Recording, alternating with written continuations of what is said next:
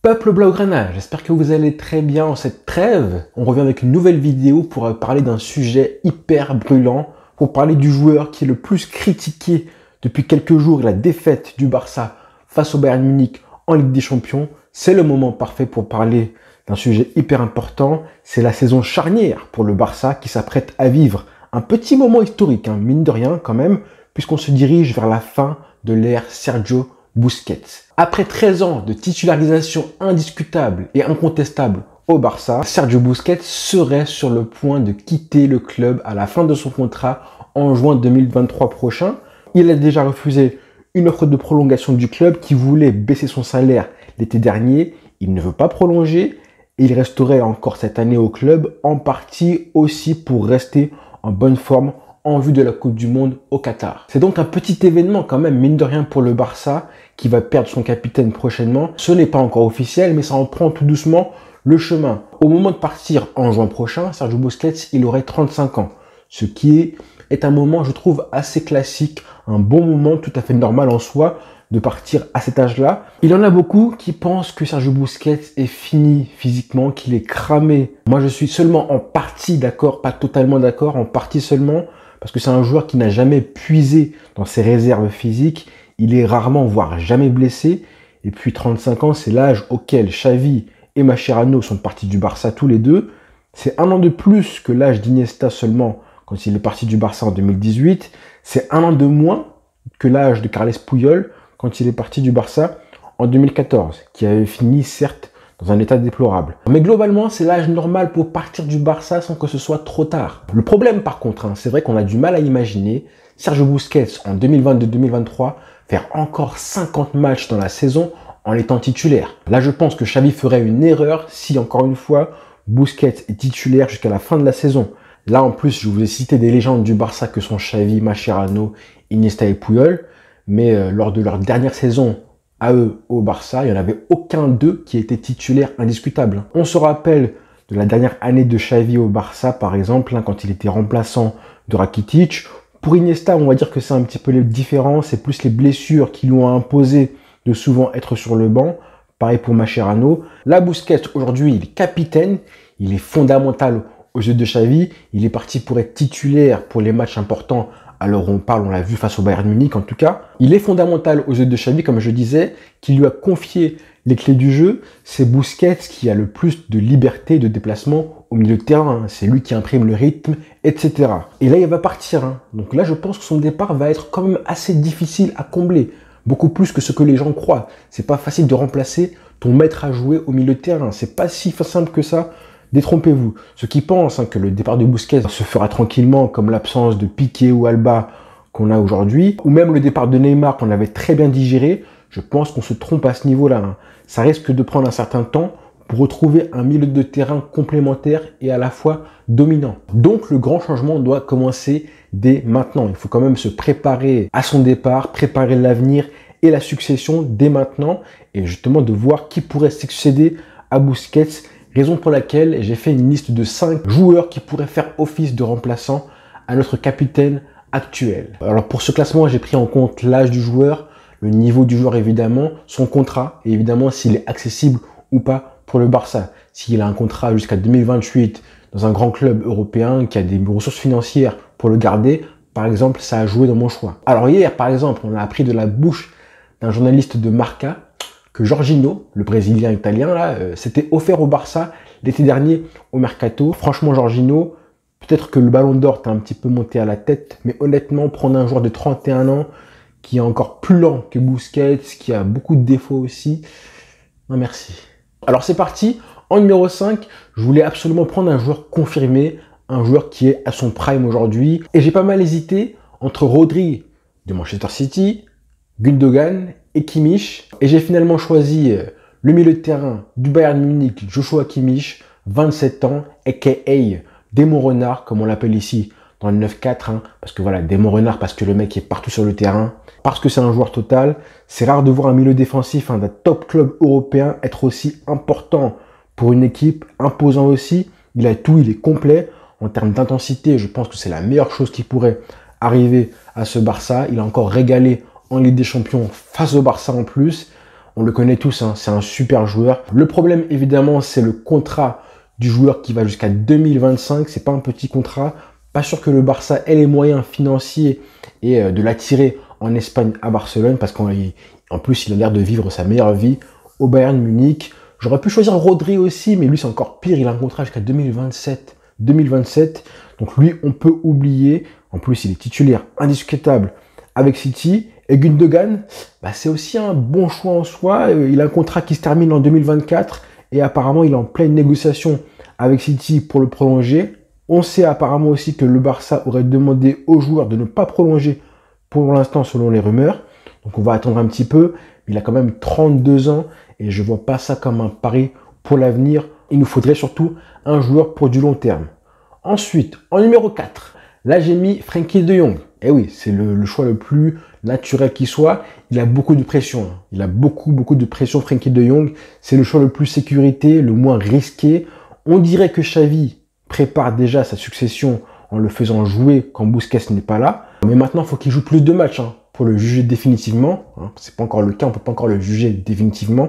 Il faut qu'il joue plus pour savoir s'il a ou non le profil, le niveau, la stature, la carrure pour être le titulaire à ce poste-là. Alors moi, j'en parle souvent, malgré son manque de régularité, à Frenkie de Jong qui pose quand même problème, je suis assez pour cette solution-là, de le mettre en numéro 6, à condition d'avoir des joueurs compatibles à côté de lui. Et une défense agressive derrière lui, qui sait se projeter, parce que je trouve que le joueur, il récupère pas assez de ballons, je trouve, Frenkie de Jong. Ça vient peut-être de sa nonchalance et son manque d'agressivité parfois aussi. C'est vrai qu'il manque un petit peu de régularité. J'insiste sur ce mot-là parce que des fois, il sort des super matchs et des fois, il est un petit peu anonyme. Mais quand il décide de jouer, c'est un régal. Alors le risque, c'est évidemment de se priver de ses qualités de projection si on le fait jouer en numéro 6. Ça, on le répète tout le temps. Alors pour éviter ça, évidemment, le truc, c'est que il faut qu'il ait des joueurs à côté de lui qui puissent un petit peu couvrir les espaces et lui permettre de se projeter sans risque. C'est pour ça que Xavi fait jouer Kessié avec lui, mais ça pourrait être aussi un mec comme Gundogan si jamais il venait au Barça. En tout cas, il a toute la saison pour prouver qu'il a le niveau. En numéro 3, j'ai mis un joueur qui est pas trop connu encore pour l'instant, peut-être par les Ivoiriens, qui s'appelle Ibrahima Sankaré. Quel joueur! Si vous voulez un joueur, un profil de numéro 6 qui se rapproche plus de Yaya Touré, vous avez votre homme. En tout cas, plus de Yaya Touré que de Busquets. Il est là, il a 25 ans, c'est un monstre physiquement et athlétiquement. Et techniquement, quel régal.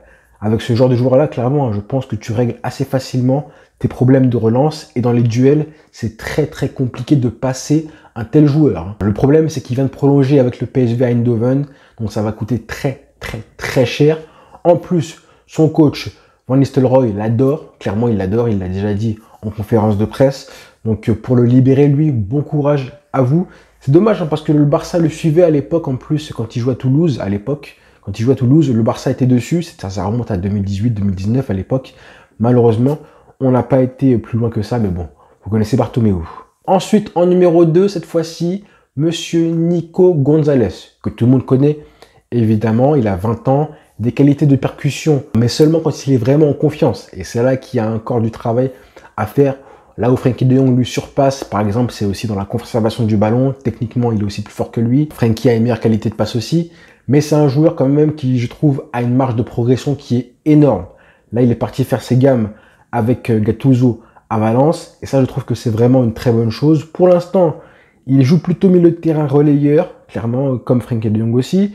Il est en concurrence avec Ilaix Moriba à Valence, puisque Carlos Soler est parti au PSG. Alors, je ne dis pas que c'est un meilleur joueur que Frenkie de Jong, c'est faux. En tout cas, au poste de numéro 6, ça lui correspond mieux que Frenkie de Jong, simplement parce qu'il a été formé à ce poste-là, à la Masia aussi. Quand il est en confiance, Nico Gonzalez, c'est un joueur incroyable. Il a une qualité de dribble, de percussion qui est incroyable aussi. C'est un joueur dominant, qui a une présence et une puissance physique qui font qu'il se projette mieux que tout le monde ou presque. Et il est aussi agressif défensivement, peut-être un petit peu trop aussi des fois d'ailleurs, mais bon, c'est un super joueur. Le seul bémol, c'est que Xavi ne compte pas vraiment sur lui, mine de rien. On l'a vu l'année dernière, il l'a fait jouer de moins en moins au fil de la saison. Il a laissé partir en prêt à Valence, c'est quand même révélateur.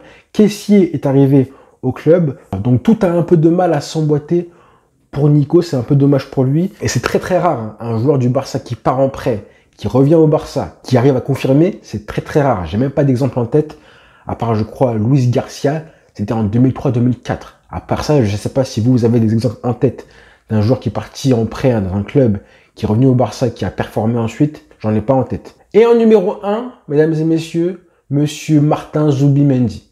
Ça, c'est mon coup de cœur absolu aujourd'hui. Joueur de 23 ans qui joue à la Real Sociedad. Alors lui, on l'a découvert, en tout cas moi je l'ai découvert aux Jeux Olympiques de Tokyo il y a un an de ça avec l'Espagne. Déjà à l'époque, on a pu remarquer son leadership, le joueur hyper intelligent, facile techniquement et toute l'équipe qui se repose sur lui. Et deuxième chose, sa complémentarité avec Pedri déjà naissante à l'époque. Là vraiment, Pedri et lui, on a vraiment vu deux joueurs qui se comprenaient déjà très très bien. C'est le profil le plus complet qu'on puisse trouver aujourd'hui pour le Barça. Parce que je pense qu'il fait déjà exactement ce que Xavi demande en numéro 6 dans un 4-3-3. D'ailleurs, il y a pas mal de rumeurs qui ont dit que Xavi avait été impressionné par le joueur lors du match la Real Sociedad face au Barça, gagné par le Barça 4-1. Il a pas mal de qualités que Busquets a aussi.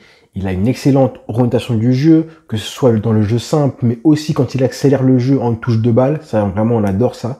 Ce genre de joueur qui joue très simple et très inspiré, créatif. C'est un joueur qui adore prendre des risques aussi à la relance, un peu comme Busquets. Il a une excellente conservation du ballon. Et ça, c'est juste techniquement. C'est pas grâce à ses qualités physiques, comme j'ai cité par exemple pour Ibrahima Sankharé tout à l'heure. Là, défensivement, c'est un joueur qui adore aller au duel en plus, pour aller tacler, intercepter. Il est agressif, mais aussi très rapide. Il a vraiment une sacrée panoplie. Et il a une clause libératoire à 60 millions d'euros. C'est pas énorme. En soi, ça l'est quand même. Mais bon, je pense que vu l'importance du poste, on peut se permettre d'investir à long terme pour un joueur de 23 ans. Enfin, c'est pas que je pense qu'on peut investir, c'est plutôt qu'on doit investir à ce poste-là.